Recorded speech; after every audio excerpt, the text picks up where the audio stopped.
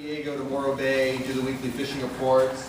I do the tackle room column, which Rick talked about. It talks about specific gear. When I first started writing it, I was talking more about specific gear, and I think now I've kind of morphed it into more like how-to, technical, like getting bit type stuff. We'll go over quite a bit of that. Can you guys hear me okay with that? Yeah. So we'll go over quite a bit of that.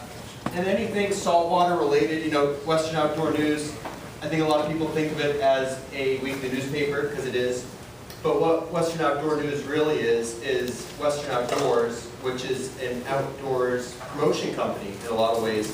We have One Bass, which is the proving ground of Western freshwater bass pros, cowboy tuna jackpot, Big Bear Trout Fest. So we put on a lot of events, try to get new people involved in the sport, and God knows we need that. So that's a little bit of backstory on the paper. I also, you know, we do a lot of special sections and supplements. So if it pertains to saltwater fishing, I do it. I spearhead it. This is one that we did about 3 weeks ago. It's called the Long Range Gear Guide.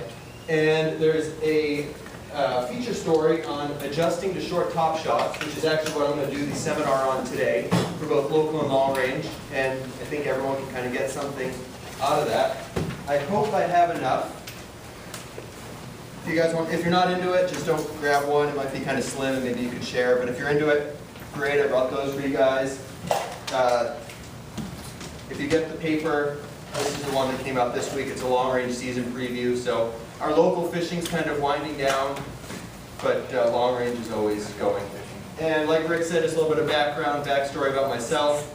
I grew up working on sport boats in San Diego. When I was 15, my parents took me down there. I knew a lot of people a little bit older than me that worked on boats, but they allowed me to work on an overnight boat when I was 15. That was in 1996, and I did it every summer, all through high school and college, until 2004. I got my 100-ton master's license.